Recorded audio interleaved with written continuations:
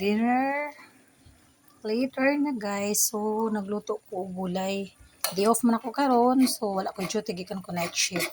Ning agi ko gana sa merkado, nagpalit ako aning kasaya ni halo na ko gulay. Pero ang gulay, libre na ni ako ning tanom ning okra, napay kuryoso dili man is kuan silinganan na nato na mas nanagay pag tanom man is likod. Bago sa likod sa akong parents dito ko nagkuha. Hindi ko kamong ihalo po, gusto na ko og gataan diya. Nagpalit na ko danog kuan, gata na ba kani ha, pwede na. So mo na siya atong gulay, my favorite.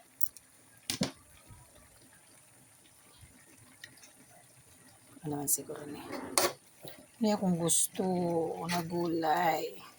Siya kalabasa, nagpalit ako kalabasa, 1/2 gani ha. Akong gidabod mo kay sila mother, akong tagaan. So magsunog na ta. Ako na sunog, pero di na ako ubuso ng sunog kay damo ora. Ako'y isalin sa kuan. Dapat ganay ikaduhang kumot ako nang isalin po kay ugma basig magkuan ko. Gusto na ko ang kamunggay di siya ma-overcook guys. So ano na ko ibutang pag kadungan pod sa kuan.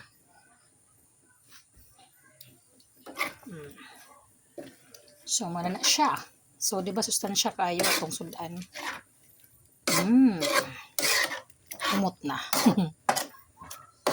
Ay siling taguko, sib ko ng sibuyas, bombay. Napag ko sibuyas dahon magkuha ko karon sa akong kuan naman. Tara mo sibuyas dahon sa akong kilid ra.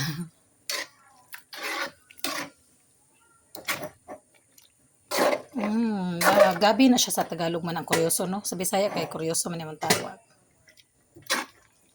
Wow, naglaway na ko sudan. Okra, kalabasa, gabi, kamunggay, then bago. Diba?